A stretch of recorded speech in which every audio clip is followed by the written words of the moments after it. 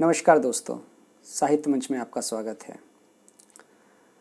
दोस्ती एक ऐसा रिश्ता है, एक ऐसा संबंध है जिसकी कोई परिभाषा नहीं है। वह अपने आप में एक संसार है। दोस्ती के खातिर, अपने यार के खातिर लोग अच्छा काम तो करते ही हैं, कभी कभी बुरा काम भी कर जाते हैं।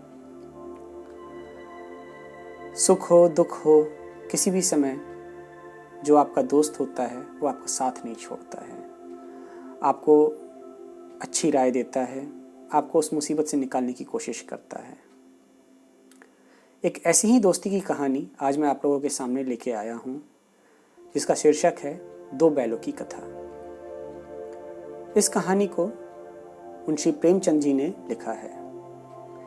मुंशी प्रेमचंद जी, जिन्हें हम कथा सम्राट के नाम से भी जानते हैं, भारत के प्रसिद्ध कहानीकारों में से एक हैं। यह कहानी दो बैलों की दोस्ती की है, हीरा और मोती। जो एक किसान जिसका नाम झूरी रहता है, उसके पास रहते हैं। और जब वह झूरी के पास से चला जाता है और तो जाने से लेकर आने तक के बीच में उनके साथ जो भी घटनाएं घटती हैं और उनकी दोस्ती की जो टेस्ट होती है, उसकी पूरी कहानी है। उस टेस्ट में, उस परीक्षा में वो कैसे उत्तीर्ण होते हैं, यह उसकी कहानी है। तो आशा करता हूँ यह कहानी आप लोगों को अच्छी लगेगी। तो चलिए सुनते हैं दो बैलों की कथा। जानवरों में गधा सबसे ज़्यादा बुद्धिहीन समझा जाता है। हम जब किसी आदमी को परले दर्जे का बेवकूफ़ कहना चाहते हैं तो उसे गधा कहते हैं। गधा सचमुच बेवकूफ़ है या उसके सीधेपन, उसकी निरापद सहिष्णुता ने उसे यह पदवी दे दी है, इसका निश्चय नहीं किया जा सकता। गायें सींग मारती हैं। ब्याई हुई गाय तो अनायास ही सिंहनी का रूप धारण कर लेती है। कुत्ता भी बहुत गरीब जानवर है, लेकिन कभी कभी उसे भी क्रोध आ ही जाता है। किंतु गधे को कभी क्रोध करते नहीं सुना, न देखा। जितना चाहो गरीब को मारो, चाहे जैसी खराब सड़ी हुई घास सामने डाल दो, उसके चेहरे पर कभी असंतोष की छाया भी न दिखाई देगी। वैशाख में चाहे एक आध बार कुलेल कर लेता हो, पर हमने तो उसे कभी खुश होते नहीं देखा। उसके चेहरे पर एक विषाद स्थायी रूप से छाया रहता है। सुख दुख, हानि लाभ, किसी भी दशा में उसे बदलते नहीं देखा। ऋषियों मुनियों के जितने गुण हैं, वे सभी उसमें पराकाष्ठा को पहुंच गए हैं, पर आदमी उसे बेवकूफ़ कहता है। सद्गुणों का इतना अनादर कहीं नहीं देखा। कदाचित सीधापन संसार के लिए उपयुक्त नहीं है। देखिए ना, भारतवासियों की अफ्रीका में क्या दुर्दशा हो रही है। क्यों अमेरिका में उन्हें घुसने नहीं दिया जाता। बेचारे शराब नहीं पीते, 4 पैसे कुछ समय के लिए बचा कर रखते हैं, जी तोड़ कर काम करते हैं। किसी से लड़ाई झगड़ा नहीं करते, 4 बातें सुनकर गम खा जाते हैं, फिर भी बदनाम हैं। कहा जाता है वे जीवन के आदर्श को नीचा करते हैं। अगर वे भी ईंट का जवाब पत्थर से देना सीख जाते तो शायद सभ्य कहलाने लगते। जापान की मिसाल सामने है। एक ही विजय ने उसे संसार की सभ्य जातियों में गण्य बना दिया। लेकिन गधे का एक छोटा भाई और भी है, जो उससे कम ही गधा है, और वह है बैल। जिस अर्थ में हम गधे का प्रयोग करते हैं, कुछ उसी से मिलते जुलते अर्थ में बछिया के ताऊ का भी प्रयोग करते हैं। कुछ लोग बैल को शायद बेवकूफ़ों में सर्वश्रेष्ठ कहेंगे, मगर हमारा विचार ऐसा नहीं है। बैल कभी कभी मारता भी है, कभी कभी अड़ियल बैल भी देखने में आता है, और भी कई रीतियों से अपना असंतोष प्रकट कर देता है। अतएव उसका स्थान गधे से नीचा है। झूरी काछी के दोनों बैलों के नाम थे हीरा और मोती। दोनों पछाई जाति के थे, देखने में सुंदर, काम में चौकस, डील में ऊंचे। बहुत दिनों साथ रहते रहते दोनों में भाईचारा हो गया था। दोनों आमने सामने या आसपास बैठे हुए एक दूसरे से मूक भाषा में विचार विनिमय करते थे। एक दूसरे के मन की बात कैसे समझ जाता था हम नहीं कह सकते। अवश्य ही उनमें कोई ऐसी गुप्त शक्ति थी जिससे जीवों में श्रेष्ठता का दावा करने वाला मनुष्य वंचित है। दोनों एक दूसरे को चाटकर और सूंघकर अपना प्रेम प्रकट करते। कभी कभी दोनों सींग भी मिला लिया करते थे, विग्रह के नाते से नहीं, केवल विनोद के भाव से, आत्मीयता के भाव से। जैसे दोस्तों में घनिष्ठता होते ही धौल धप्पा होने लगता है।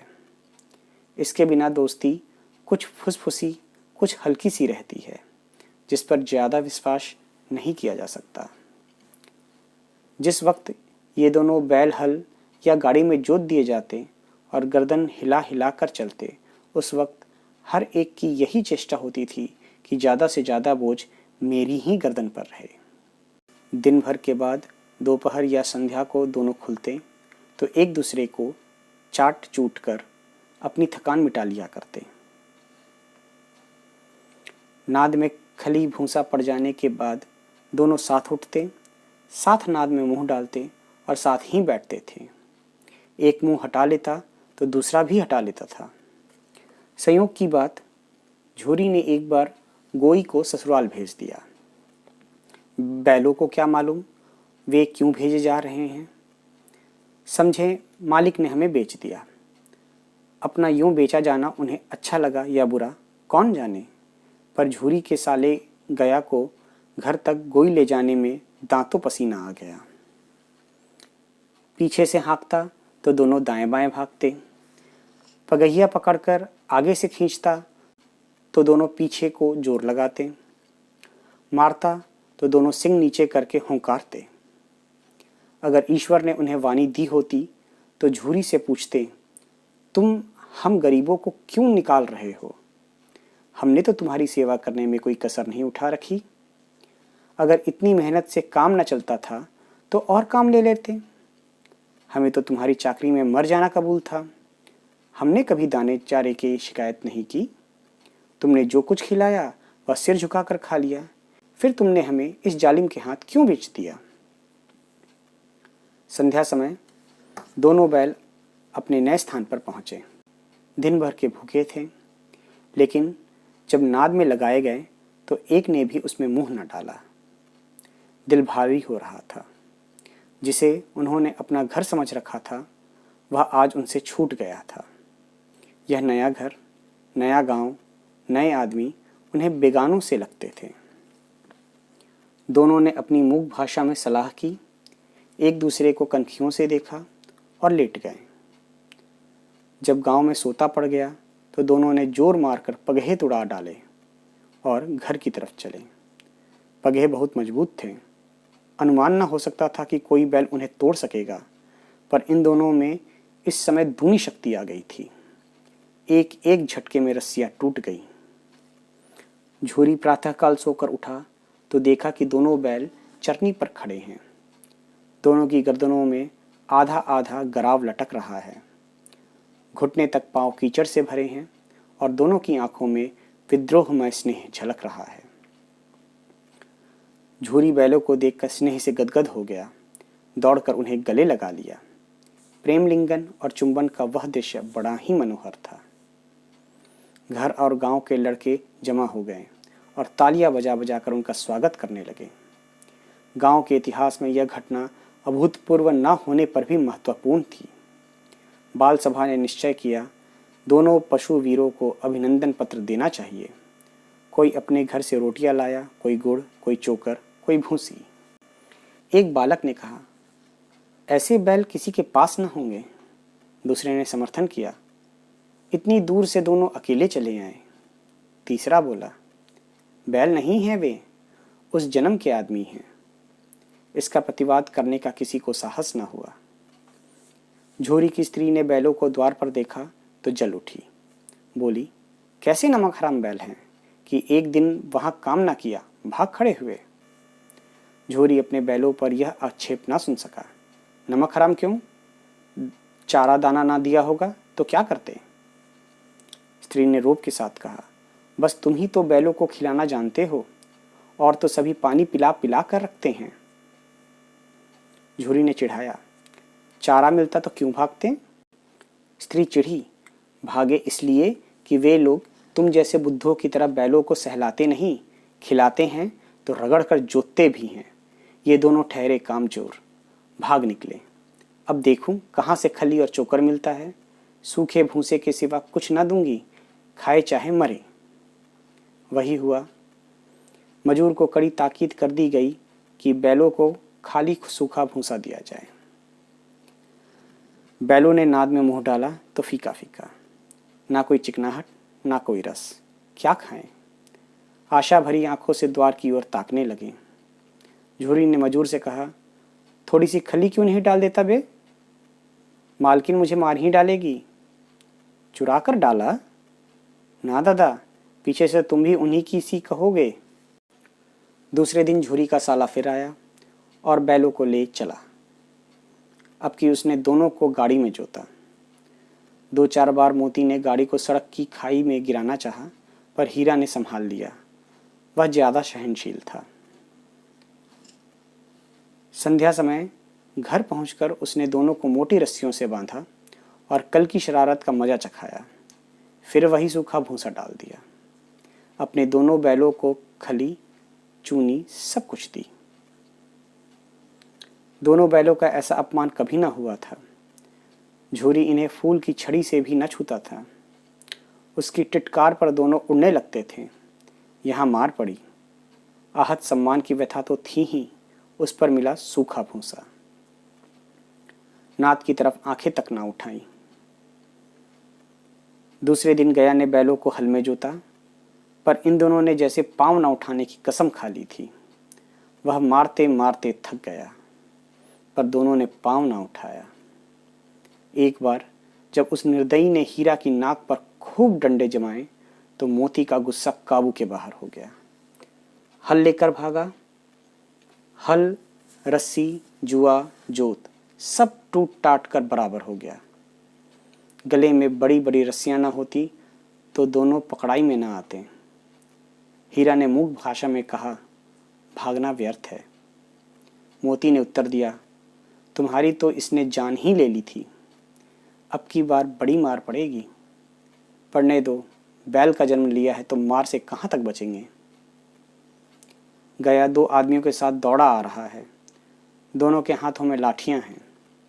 मोती बोला, कहो तो दिखा दो कुछ मजा, मैं भी लाठी लेकर आ रहा है। हीरा ने समझाया, नहीं भाई, खड़े हो जाओ। मुझे मारेगा तो मैं भी 1-2 को गिरा दूंगा। नहीं, हमारी जाति का यह धर्म नहीं है। मोती दिल में ऐंठ कर रह गया। गया आ पहुंचा और दोनों को पकड़ कर ले चला। कुशल हुई कि उसने इस वक्त मारपीट ना की, नहीं तो मोती भी पलट पड़ता। उसके तेवर देख कर गया और उसके सहायक समझ गए कि इस वक्त टाल जाना ही मसलहत है। आज दोनों के सामने फिर वही सूखा भूसा लाया गया। दोनों चुपचाप खड़े रहे। घर के लोग भोजन करने लगे। उस वक्त छोटी सी लड़की 2 रोटियां लिए निकली और दोनों के मुंह में देकर चली गई। उस एक रोटी से इनकी भूख तो क्या शांत होती, पर दोनों के हृदय को मानो भोजन मिल गया। यहाँ भी किसी सज्जन का वास है। लड़की भैरों की थी। उसकी माँ मर चुकी थी। सौतेली माँ उसे मारती रहती थी, इसलिए इन बैलों से उसे एक प्रकार की आत्मीयता हो गई थी। दोनों दिन भर जोते जाते, डंडे खाते, अड़ते। शाम को थान पर बांध दिए जाते और रात को वही बालिका उन्हें 2 रोटियां खिला जाती। प्रेम की इस प्रसाद की यह बरकत थी कि 2-2 गाल सूखा भूसा खाकर भी दोनों दुर्बल न होते थे, मगर दोनों की आंखों में रोम रोम में विद्रोह भरा हुआ था। एक दिन मोती ने मूक भाषा में कहा, अब तो नहीं सहा जाता हीरा, क्या करना चाहते हो? एक आध को सींगों पर उठाकर फेंक दूंगा, लेकिन जानते हो वह प्यारी लड़की जो हमें रोटियां खिलाती है उसी की लड़की है जो इस घर का मालिक है। यह बेचारी अनाथ ना हो जाएगी? तो मालकिन को ना फेंक दूं? वही तो उस लड़की को मारती है। लेकिन औरत जात पर सिंग चलाना मना है, यह भूले जाते हो? तुम तो किसी तरह निकलने ही नहीं देते। बताओ, तुड़ाकर भाग चलें? हाँ, यह मैं स्वीकार करता हूँ, लेकिन इतनी मोटी रस्सी टूटेगी कैसे? इसका एक उपाय है। पहले रस्सी को थोड़ा सा चबा लो, फिर एक झटके में जाती है। रात को जब बालिका रोटियां खिलाकर चली गई तो दोनों रस्सियां चबाने लगे, पर मोटी रस्सी मुंह में ना आती थी। बेचारे बार बार जोर लगाकर रह जाते थे। सहसा घर का द्वार खुला और वही लड़की निकली। दोनों सिर झुकाकर उसका हाथ चाटने लगे। दोनों की पूंछें खड़ी हो गई। उसने उनके माथे सहलाए और बोली, खोले देती हूँ, चुपके से भाग जाओ, नहीं तो यहाँ लोग मार डालेंगे। आज घर में सलाह हो रही है कि इनकी नाकों में नाथ डाल दी जाए। उसने गराव खोल दिया, पर दोनों चुपचाप खड़े रहे। मोती ने अपनी भाषा में पूछा, अब चलते क्यों नहीं? हीरा ने कहा, चले तो, लेकिन कल इस अनाथ पर आफत आएगी, सब इसी पर संदेह करेंगे। सहसा बालिका चिल्लाई, दोनों फूफा वाले बैल भागे जा रहे हैं। ओ दादा, दादा, दोनों बैल भागे जा रहे हैं, जल्दी दौड़ो। गया हड़बड़ाकर भीतर से निकला और बैलों को पकड़ने चला। वे दोनों भागे। गया ने पीछा किया और भी तेज हुए। गया ने शोर मचाया, फिर गांव के कुछ आदमियों को भी साथ लेने के लिए लौटा। दोनों मित्रों को भागने का मौका मिल गया। सीधे दौड़ते चले गए, यहाँ तक कि मार्ग का ज्ञान न रहा। जिस परिचित मार्ग से आए थे उसका यहाँ पता न था। नए नए गांव मिलने लगे। तब दोनों एक खेत के किनारे खड़े होकर सोचने लगे, अब क्या करना चाहिए। हीरा ने कहा, मालूम होता है राह भूल गए। तुम भी बेतहाशा भागे, वहीं उसे मार गिराना था। उसे मार गिराते तो दुनिया क्या कहती? वह अपना धर्म छोड़ दे, लेकिन हम अपना धर्म क्यों छोड़ें? दोनों भूख से व्याकुल हो रहे थे। खेत में मटर खड़ी थी, चरने लगे। रह रहकर आहट ले लेते थे कि कोई आता तो नहीं है। जब पेट भर गया, दोनों ने आज़ादी का अनुभव किया तो मस्त होकर उछलने कूदने लगे। पहले दोनों ने डकार ली, फिर सींग मिलाए और एक दूसरे को ठेलने लगे। मोती ने हीरा को कई कदम पीछे हटा दिया, यहाँ तक कि वह खाई में गिर गया। तब उसे भी क्रोध आया, संभल कर उठा और फिर मोती से मिल गया। मोती ने देखा खेल में झगड़ा हुआ चाहता है तो किनारे हट गया। अरे यह क्या, कोई सांड डौंकता चला आ रहा है। हाँ, सांड ही है। वह सामने आ पहुंचा। दोनों मित्र बगले झांक रहे हैं। सांड पूरा हाथी है, उससे भिड़ना जान से हाथ धोना है, लेकिन न भिड़ने पर भी जान बचती नहीं नजर आती। इन्हीं की तरफ आ भी रहा है। कितनी भयंकर सूरत है। मोती ने मूक भाषा में कहा, बुरे फंसे, जान बचेगी? कोई उपाय सोचो। हीरा ने चिंतित स्वर में कहा, अपने घमंड में भूला हुआ है, आरजू विनती ना सुनेगा, भाग क्यों ना चलें? भागना कायरता है, तो फिर यहीं मरूं।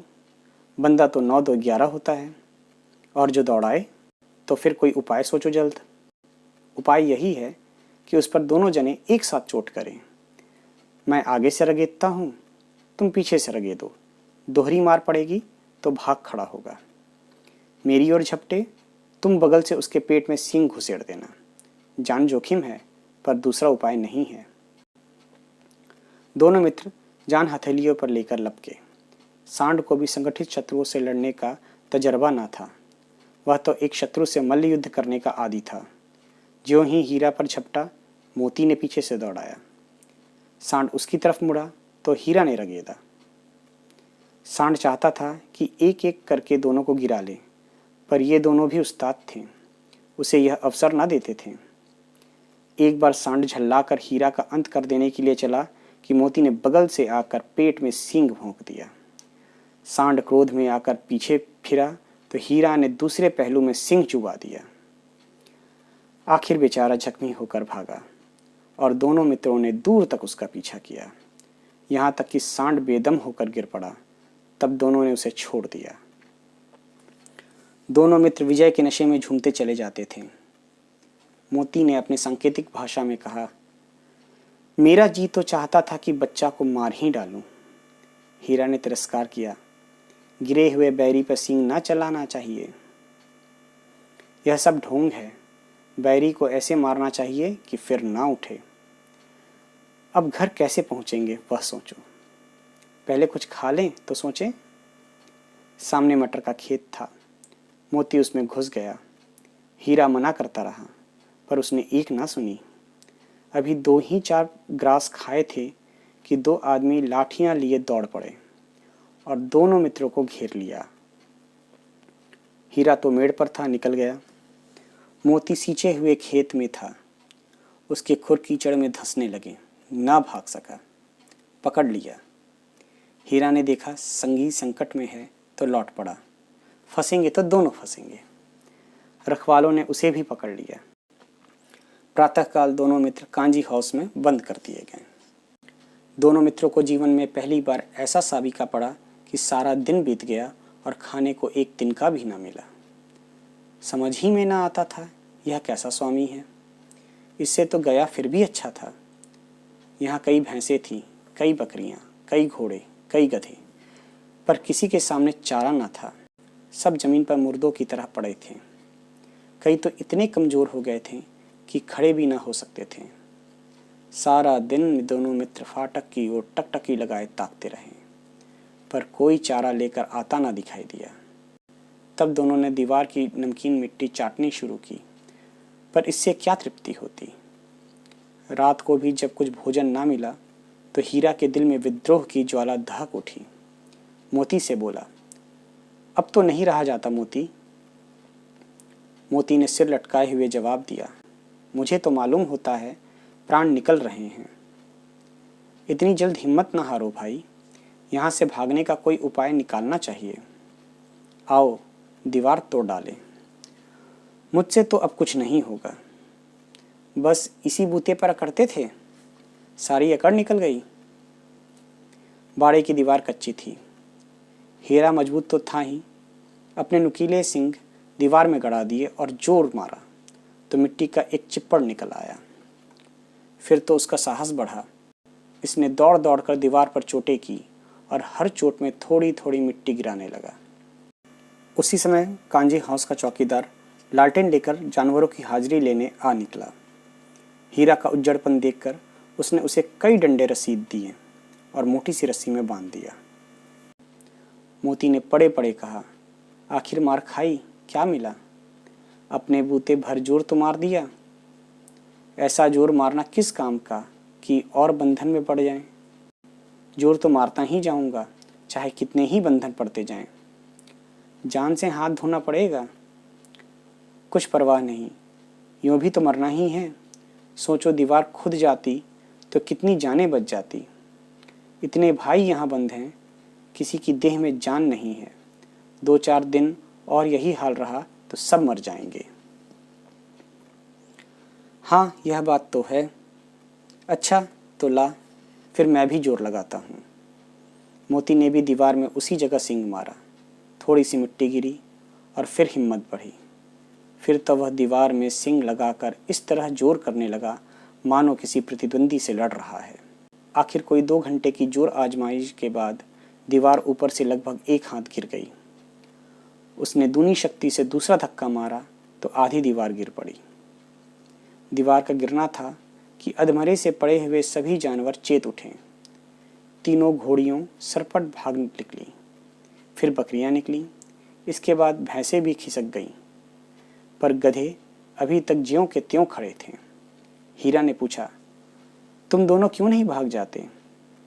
एक गधे ने कहा, जो कहीं फिर पकड़ लिए जाएं तो क्या हरज है, अभी तो भागने का अवसर है। हमें तो डर लगता है, हम यहीं पड़े रहेंगे। आधी रात से ऊपर जा चुकी थी। दोनों गधे अभी तक खड़े सोच रहे थे कि भागे या ना भागे, और मोती अपने मित्र की रस्सी तोड़ने में लगा हुआ था। जब वह हार गया तो हीरा ने कहा, तुम जाओ, मुझे यहीं पड़ा रहने दो, शायद कहीं भेंट हो जाए। मोती ने आंखों में आंसू लाकर कहा, तुम मुझे इतना स्वार्थी समझते हो हीरा? हम और तुम इतने दिनों एक साथ रहे हैं। आज तुम विपत्ति में पड़ गए तो मैं तुम्हें छोड़कर अलग हो जाऊं? हीरा ने कहा, बहुत मार पड़ेगी, लोग समझ जाएंगे यह तुम्हारी शरारत है। मोती गर्व से बोला, जिस अपराध के लिए तुम्हारे गले में बंधन पड़ा, उसके लिए अगर मुझ पर मार पड़े तो क्या चिंता। इतना तो हो ही गया कि 9-10 प्राणियों की जान बच गई, वे सब तो आशीर्वाद देंगे। यह कहते हुए मोती ने दोनों गधों को सींग से मार मार कर बाड़े के बाहर निकाला और तब अपने बंधु के पास आकर सो रहा। भोर होते ही मुंशी और चौकीदार तथा अन्य कर्मचारियों में कैसी खलबली मची, इसके लिखने की जरूरत नहीं। बस इतना ही काफ़ी है कि मोती की खूब मुरम्मत हुई और उसे भी मोटी रस्सी में बांध दिया गया। 1 सप्ताह तक दोनों मित्र वहाँ बंधे पड़े रहे। किसी ने चारे का एक तृण भी न डाला। हाँ, एक बार पानी दिखा दिया जाता था, यही उनका आधार था। दोनों इतने दुर्बल हो गए थे कि उठा तक ना जाता था, ठठरियाँ निकल आई थी। एक दिन बाड़े के सामने डुग्गी बजने लगी और दोपहर होते होते वहाँ 50-60 आदमी जमा हो गए। तब दोनों मित्र निकाले गए और उनकी देखभाल होने लगी। लोग आ आकर उनकी सूरत देखते और मन फीका करके चले जाते हैं। ऐसे मृतक बैलों का कौन खरीदार होता। सहसा एक दढ़ियल आदमी, जिसकी आंखें लाल थी और मुद्रा अत्यंत कठोर, आया और दोनों मित्रों के कूल्हे में उंगली गोदकर मुंशी जी से बातें करने लगा। उसका चेहरा देखकर अंतर्ज्ञान से दोनों मित्रों के दिल कांप उठे। वह कौन है और उन्हें क्यों टटोल रहा है, इस विषय में उन्हें कोई संदेह न हुआ। दोनों ने एक दूसरे को भीत नेत्रों से देखा और सिर झुका लिया। हीरा ने कहा, गया के घर से नाहक भागे, अब जान ना बचेगी। मोती ने अश्रद्धा के भाव से उत्तर दिया, कहते हैं भगवान सबके ऊपर दया करते हैं, उन्हें हमारे ऊपर क्यों दया नहीं आती। भगवान के लिए हमारा मरना जीना दोनों बराबर है। चलो अच्छा ही है, कुछ दिन उसके पास तो रहेंगे। एक बार भगवान ने उस लड़की के रूप में हमें बचाया था, क्या अब न बचाएंगे। यह आदमी छुरी चलाएगा, देख लेना। तो क्या चिंता है, मांस, खाल, सींग, हड्डी सब किसी न किसी काम आ जाएंगे। नीलाम हो जाने के बाद दोनों मित्र उस दढ़ियल के साथ चले। दोनों की बोटी बोटी कांप रही थी, बेचारे पांव तक न उठा सकते थे, पर भय के मारे गिरते पड़ते भागे जाते थे, क्योंकि वह जरा भी चाल धीमी हो जाने पर जोर से डंडा जमा देता था। राह में गाय बैलों का एक रेवड़ हरे हरे घार में चरता नजर आया। सभी जानवर प्रसन्न थे, चिकने, चपल। कोई उछलता था, कोई आनंद से बैठा पागुर करता था। कितना सुखी जीवन था इनका, पर कितने स्वार्थी हैं सब। किसी को चिंता नहीं कि उनके 2 भाई बधिक के हाथ पड़े कैसे दुखी हैं। सहसा दोनों को ऐसा मालूम हुआ कि यह परिचित रहा है। हाँ, इसी रास्ते से गया उन्हें ले गया था। वही खेत, वही बाग, वही गांव मिलने लगे। प्रतिक्षण उनकी चाल तेज होने लगी। सारी थकान, सारी दुर्बलता गायब हो गई। आह, यह लो, अपना ही हार आ गया। इसी कुएं पर हम पुर चलाने आया करते थे, यही कुआं है। मोती ने कहा, हमारा घर नगीच आ गया। हीरा बोला, भगवान की दया है, मैं तो अब घर भागता हूँ। यह जाने देगा, इसे मैं मार गिराता हूँ। नहीं नहीं, दौड़कर थान पर चलो, वहाँ से हम आगे ना जाएंगे। दोनों उन्मत्त होकर बछड़ों की भांति कुलेले करते हुए घर की ओर दौड़े। वह हमारा थान है। दोनों दौड़कर अपने थान पर आए और खड़े हो गए। दढ़ियल भी पीछे पीछे दौड़ा चला आता था। झोरी द्वार पर बैठा धूप खा रहा था। बैलों को देखते ही दौड़ा और उन्हें बारी बारी से गले लगाने लगा। मित्रों की आंखों से आनंद के आंसू बहने लगे। एक झोरी का हाथ चाट रहा था। दढ़ियल ने जाकर बैलों की रस्सियां पकड़ ली। झोरी ने कहा, मेरे बैल हैं। तुम्हारे बैल कैसे? मैं मवेशी खाने से नीलाम लिए आता हूँ। मैं तो समझा हूँ चुराए लिए आते हो। चुपके से चले जाओ, मेरे बैल हैं। मैं बेचूंगा तो बिकेंगे। किसी को मेरे बैल नीलाम करने का क्या अख्तियार है? जाकर थाने में रपट कर दूंगा। मेरे बैल हैं, इसका सबूत यह है कि मेरे द्वार पर खड़े हैं। दड़ियल झल्लाकर बैलों को जबरदस्ती पकड़ ले जाने के लिए बढ़ा। उसी वक्त मोती ने सींग चलाया। दड़ियल पीछे हटा। मोती ने पीछा किया। दड़ियल भागा। मोती पीछे दौड़ा। गांव के बाहर निकल जाने पर वह रुका, पर खड़ा दड़ियल का रास्ता देख रहा था। दड़ियल दूर खड़ा धमकियां दे रहा था, गालियां निकाल रहा था, पत्थर फेंक रहा था, और मोती विजयी शूर की भांति उसका रास्ता रोके खड़ा था। गांव के लोग यह तमाशा देखते थे और हंसते थे। जब दड़ियल हार कर चला गया तो मोती अकड़ता हुआ लौटा। हीरा ने कहा, मैं डर रहा था कि कहीं तुम गुस्से में आकर मार ना बैठो। अगर वह मुझे पकड़ता तो मैं बेमारे ना छोड़ता। अब ना आएगा। आएगा तो दूर से ही खबर लूँगा, देखूं कैसे ले जाता है। जो गोली मरवा दे, मर जाऊँगा, पर उसके काम तो ना आऊँगा। हमारी जान को कोई जान ही नहीं समझता, इसलिए कि हम इतने सीधे हैं। जरा देर में नादों में खली, भूसा, चोकर और दाना भर दिया गया और दोनों मित्र खाने लगे। झोरी खड़ा दोनों को सहला रहा था और 20 लड़के तमाशा देख रहे थे। सारे गांव में उत्साह सा मालूम होता था। उसी समय मालकिन ने आकर दोनों के माथे चूम दिए। दोस्तों, आज की कहानी आप लोगों को कैसी लगी? हमें अपने विचार कमेंट बॉक्स में लिखकर ज़रूर बताइएगा। यदि अच्छी लगी तो कृपया इस वीडियो को लाइक कीजिएगा, अपने दोस्तों के साथ शेयर ज़रूर कीजिएगा, क्योंकि आखिर ये दोस्ती की ही कहानी है। और अगर आप लोग इस चैनल पे नए हैं या अभी तक इस चैनल को सब्सक्राइब नहीं किया है तो कृपया इसे सब्सक्राइब कर लीजिएगा और बेल आइकन भी दबा दीजिएगा, ताकि आने वाले भविष्य में जो भी प्रस्तुतियाँ हैं वो आपको बिना किसी बाधा के मिलती रहें। धन्यवाद।